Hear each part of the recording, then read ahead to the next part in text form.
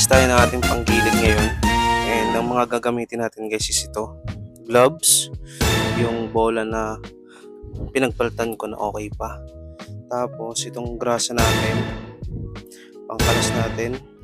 Gamit tayo ng 41 at saka 39. Saka meron din tayo nito. Halong nose. Kasi adapter. Tapos yung pangkalas sa mga tornilyo sa crankcase. Tapos gagamit tayo guys ng POV CVT FI cleaner. Ayan. Tapos may set tayo dito guys ng ray im. Tapos gagamitan natin ng impact wrench para mas mapabilis yung trabaho natin. And ayan guys, simulan na natin maglinis ng CVT natin. Una natin gagawin guys, salasin natin to crankcase.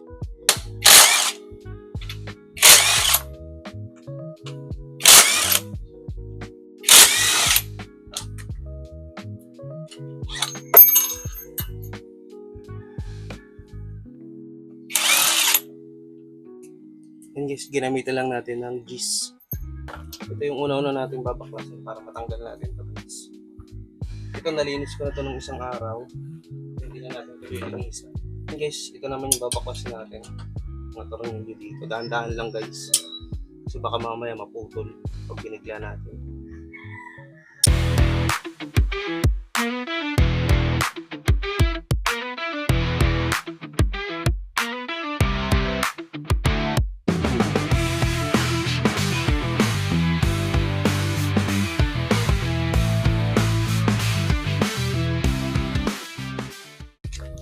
Ayan guys, sa part na to, bali dalawang tornilyo niya. Isang maliit, saka isang mahaba. Tapos may isa pa dito guys. Bali ito guys, yung mga tornilyo yung tinanggal natin sa side ng crankcase natin. Babaklasin na natin. Ayan guys, yung itsura ng ating crankcase. Malinis pa naman guys. Wala masyadong dumi. Pero linisan na lang din natin maya maya. Tabi muna natin to guys. Ito guys, ingatan yung masira. Ito guys yung itsura ng ating bell. Ayan, pulley. Medyo hindi pa naman siya ganun kadumi. Pero linisan na lang din natin. Para ma-check din natin kung may papalitin. Tara. Una natin kakalasin guys is itong pulley. Bago ito. Gagamit tayo guys nitong Y tool. Lagay natin dito sa dalawang pintas. And guys, gagamit muna tayo nito. Try natin gumamit nito. 17mm pangkalas dito sa pulley.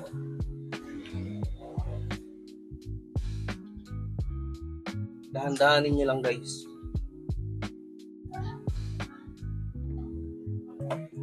Ayan.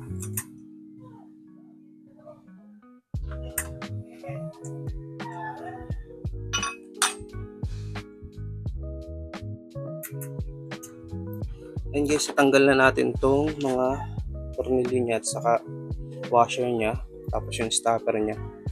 Ayan, para hindi kayo malito, check nyo muna kung ano yung tsura niya bago nyo siya baklasin. Kasi ito, hindi ko na ito pinaghihiwalay guys. Pinagsasama ko na ito sa isang tabi para hindi tayo malito.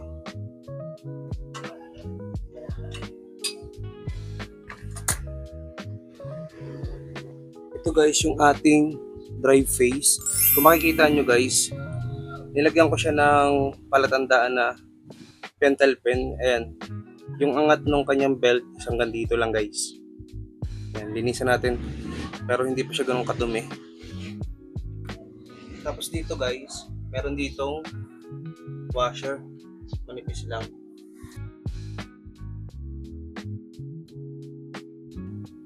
Sa pagtanggal guys ng pulley, hawakan nyo lang sa likod saka ditong bakal, itong bushing. And yung bushing natin, ayan, okay pa naman. Tapos yung pulley natin, ayan, same lang ng kain. Tapos dito guys, hindi naman ganun kadumi. Tapos ito yung itsura ng ating bola. Ayan guys, medyo madumi siya. Linisan natin. Tapos may isang washer guys. Ito, yun talaga to nakalagay sa likod ng backplate. kung sa stock. Pero ang ginagawa ko kasi, dito ko siya nilalagay sa loob. Mas maganda kasi yung arangkada niya para sa akin. Ngayon, linisan na muna natin. Bola. NCY nga pala yung gamit natin bola. Ito guys, yan madumi.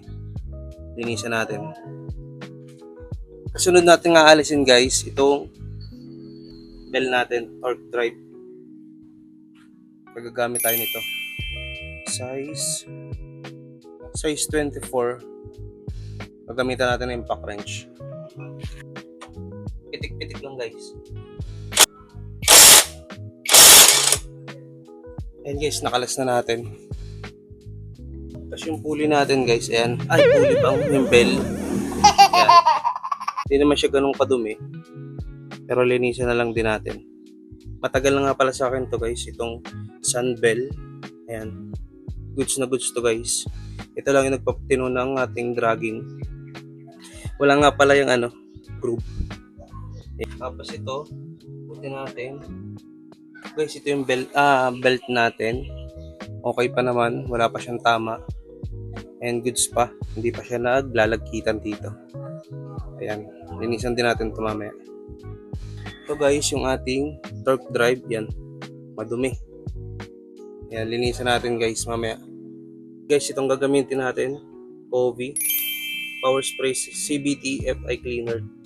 Ayan, pwede siya dito sa panggilid, saka sa FI, at saka throttle body. Shake lang natin guys. Tapos, may may pang spray stick. Gamit tayo guys ng gloves. First time ko nga palang gagamit nito guys. Ang ginagamit natin usually is gasolina. And ngayon, itatry natin gumamit nito. And guys, ito yung gamit natin. Gloves, sabay, brush. Let's go.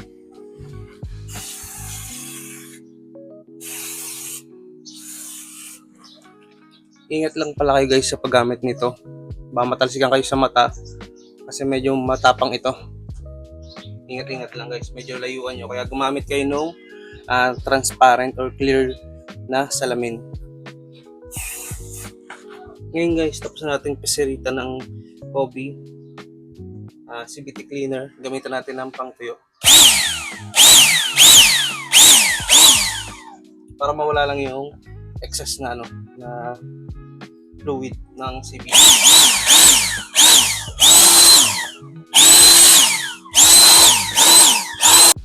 Ngayon guys, ang linisan naman natin is itong mga panggilid natin. Unahin natin yung pulley at drive face. Unahin natin itong drive face.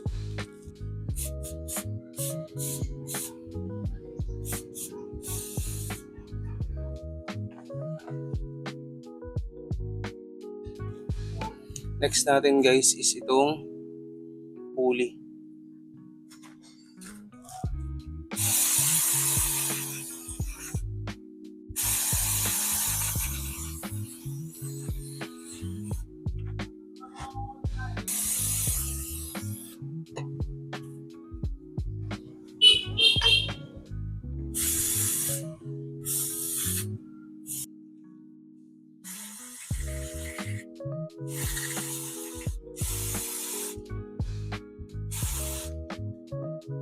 Yung kanyang bola.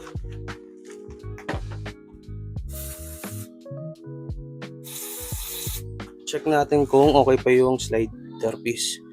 Yan, wala pa naman naalog. Guys, nagpalit tayo ng gloves kasi nalusaw yung isa. Mas matindi pala yung chemical nito. Napasok siya sa kamay. Yan, kung makikita nyo yung pinasaping kong gloves, oh. Grabe. Bell naman guys.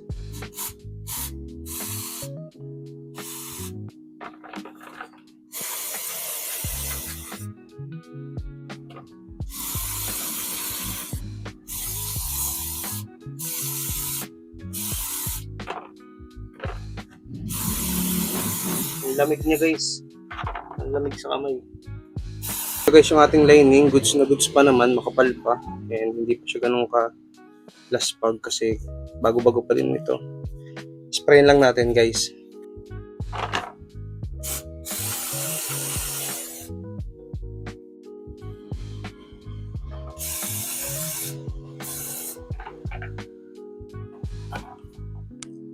Ayan guys, kanina umulan. Ayan. Tapos ngayon uminit ulit. And ayan, tapos na tayo maglinis guys. Ito yung mga nilinis natin. Yun sa pulley set, saka sa torque drive. Ayan guys, pinabibilad lang muna natin. Kasi malamig yung pinang-spray natin guys. Ayan. Maya kakabit na natin and ayan si Pinky nasa loob. Pinasok natin yung ibang gamit kasi umuulan kanina. Ayun guys, kinakabit na natin yung mga parts. Ayan, nilagyan natin ng tanda uli kung sasagad na ba yung belt natin. And ngayon, kabit muna natin tapos update ko kayo mamaya guys. Ayan guys, nakabit na natin yung ating panggilid, ang pulley, saka torque drive. Then ngayon, start natin guys.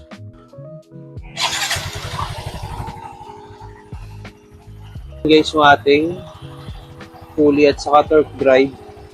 Yan, medyo mapagpag na siya. Hindi ko lang kung bakit. Pero try natin i-test drive.